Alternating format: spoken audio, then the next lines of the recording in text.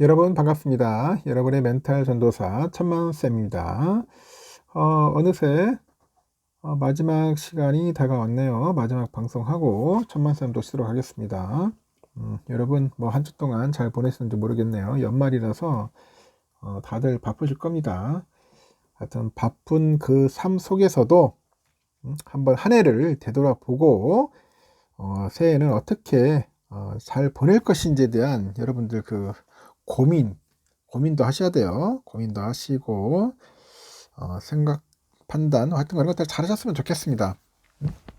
계획을 잘 짜라는 거예요. 계획을 내년 계획을 잘 짜서 올해보다는 더 나은 새해가 되겠죠. 하지만 제가 그렇게 이야기를 해도 참 쉽지가 않습니다. 하여튼 여러분이 잘 되길 바라는 마음에서 제가 잔소리를 좀 합니다. 그러니까 그렇게 나쁘게 받아들이지 마시고 여러분 잘 되라는 차원에서 하는 거니까 좀 기분 좋게 받아주셨으면 좋겠습니다.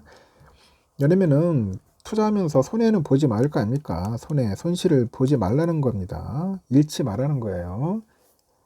연말에 그 산타랠리에 대한 기대가 이제 지속되고 있는데 이번 주 우리 증시는 미국의 금리 인하 결정의 근간을 확인하면서 내년에는 유동성 장세에 대한 긍정적인 기류를 이제 형성할 것이다. 이렇게 전망을 하는가 봅니다. 전문가들은 연말에 배당락 등 단기 변동성을 염두에 둡니다. 종목별 과도한 하락 발생 시에는 매수 기회로 삼을 것이다. 삼어라. 이게 조언도 하긴 하네요.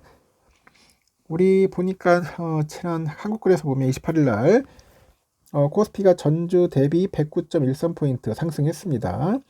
4129.68의 거래를 마쳤네요. 지난주 코스피는 주초 외국인하고 기관애들이 매수에 힘입어서 사흘 연속 상승세인데 성탄절 휴장을 하루 앞둔 24일에 소폭 하락한 4100선 마감했고 그 이후로 26일에 뉴욕 증시 강세에 힘입어서 4120선에 안착을 했죠. 지난주 유가증권 시장에서 외국인과 기관애들이 각각 4조 2576억, 3조 813억 사들였고 반면에 개미들이 홀로 7조 596억 정도 순매도를 했습니다.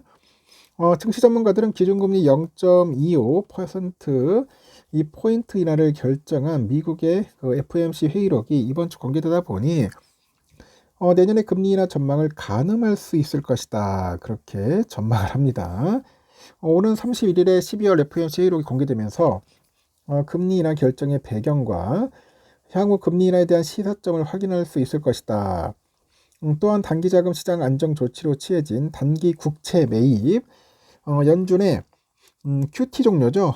QT 종료에 대한 논의가 강조된다면 2026년 유동성에 대한 기대감이 고조될 수 있다고 하죠.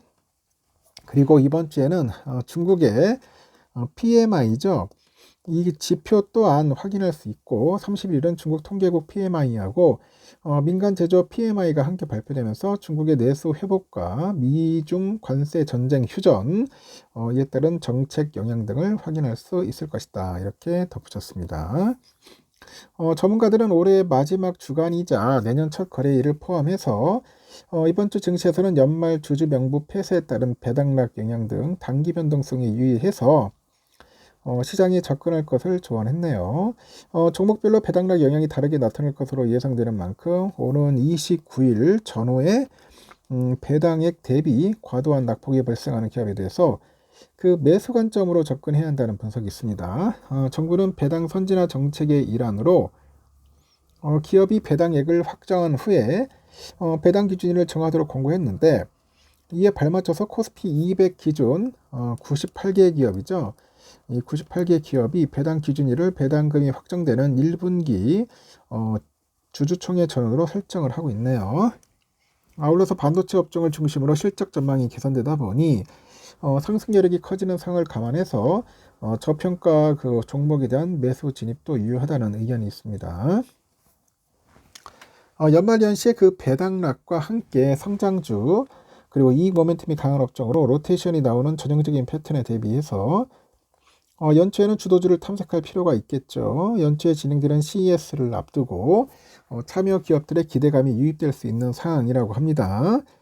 그리고 연말에 북클로징과 수익률 확정으로 업종별 수익률 적차가 줄고 밸류에이션이 재평가될 가능성이 증가할 거라고 합니다. 그리고 최근에 실적 성장 대비 이 주가가 이 저평가된 업종으로 반도체, 에너지, 2차 전지, 화장품, 호텔, 레저, 바이오, 유틸리티, 소프트웨어 업종 해가지고 이쪽으로 좀 많이 제한을 하는가 봐요. 그리고 방산, 조선, 자동차 업종의 경우 환율 변동성 축소를 확인한 뒤 매수 접근을 권고하는 것 같습니다. 그러면서도 최근에 코스피는 11월 초 4,200선 도달 후에 조정을 거치면서 밸류에이션 부담이 낮아진 상황이다. 그래서 반도체 업종을 중심으로 실적 전망이 빠르게 상승하다 보니 코스피 상승의 잠재력은 높아질 것이다. 이렇게 덧붙이기도 합니다.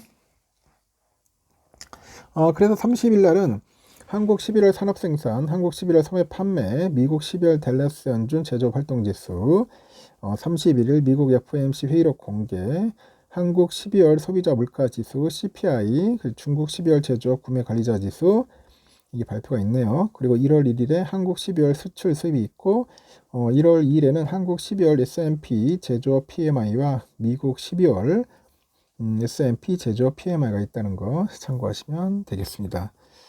하여튼 이런 내용들이 있다는 겁니다. 여러분들도 잘 참고하셔서 투자하시는데 차질이 없었으면 좋겠네요. 참 쉽지는 않습니다. 그리고 코스피를 보니까 4129.68이 있고요. 코스닥은 919.67.